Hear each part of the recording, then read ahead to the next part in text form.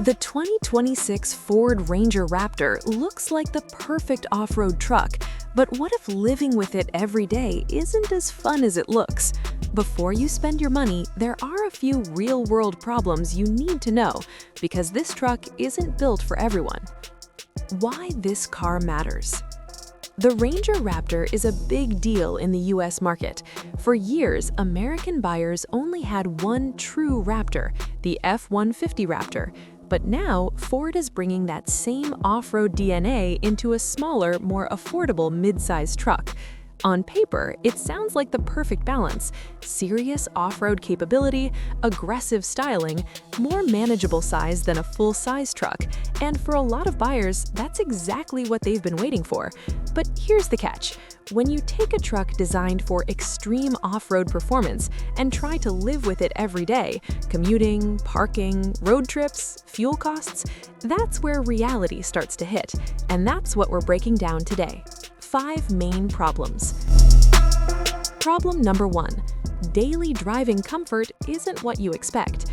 Let's start with something most reviews don't emphasize enough: how this truck feels in everyday driving. The Ranger Raptor is built for off-road performance first. That means specialized suspension, off-road tires, a higher, more aggressive ride setup. And while that's amazing on dirt, sand, or trails, it comes with trade-offs on pavement. Around town, you might notice a firmer, sometimes bouncy ride, more road noise from the tires, and less refinement compared to standard mid-size trucks. It's not unbearable, but if you're expecting something that feels smooth and quiet like a daily commuter, this isn't it. And over time, that can wear on you, especially if 90% of your driving is on regular roads. Problem number 2. Fuel economy can get expensive fast. Performance always comes at a cost, and in the Ranger Raptor, that cost shows up at the gas pump. With a twin-turbo V6 under the hood, this truck delivers strong power, but real-world fuel economy? That's where things get less impressive.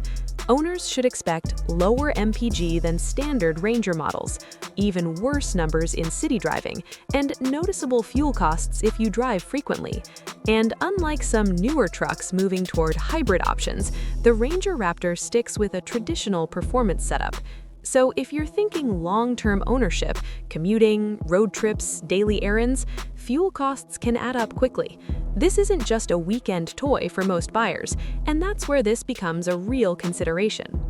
Problem number 3. Interior feels good, but not at this price point. At first glance, the interior looks modern.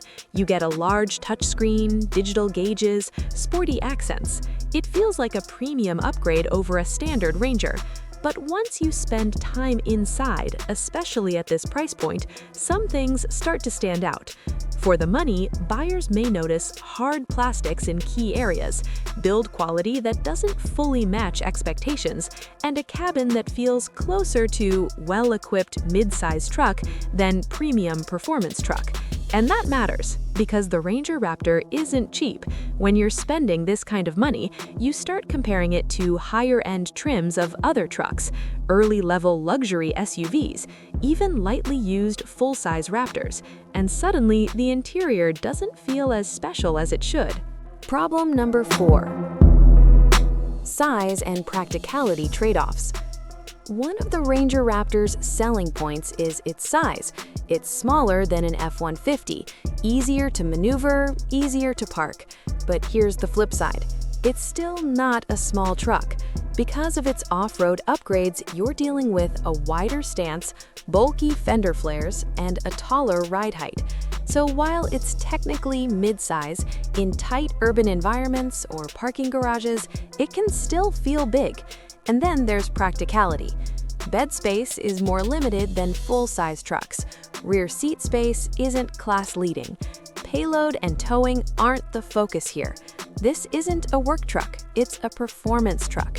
And if you're expecting it to handle everything, family duties, hauling, towing, it may not be as versatile as you'd hope. Problem number 5. You're paying for capability you might never use.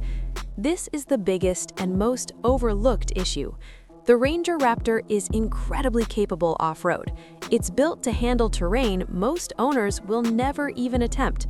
We're talking about high-speed desert driving, advanced suspension travel, serious off-road modes. But here's the reality. Most buyers will never push this truck anywhere near its limits, and that creates a value problem because you're paying a premium for hardware you don't use, capability you don't need, performance that doesn't matter in daily driving. And if you're mostly driving on highways, in cities, or doing light weekend trips, a less expensive truck could deliver 90% of what you actually use at a much lower cost. That's where buyer regret can start to creep in. Who should buy versus who should skip? You should buy the 2026 Ford Ranger Raptor if you genuinely plan to go off-roading regularly, you want a performance-focused midsize truck, you value capability and uniqueness over comfort, and you understand and accept the trade-offs. You should skip or reconsider if this will be your primary daily driver, you want strong fuel efficiency, you care about interior refinement at this price, and you don't actually plan to use its off-road capability. The 2026 Ford Ranger Raptor is an impressive machine, there's no question about that. It looks aggressive, performs incredibly off-road, and brings something unique to the mid-size truck segment. But it's also a truck with clear compromises. It's not the most comfortable daily driver, it's not the most efficient, and it's not the most practical for everyday use. So the real question isn't, is it cool? Because it absolutely is. The question is, will you actually use what you're paying for? Because if the answer is no, there are smarter ways to spend your money. If you want honest, no-hype car reviews that help you avoid expensive mistakes, make sure you subscribe, because the difference between a great buy and a regret is usually what no one tells you up front.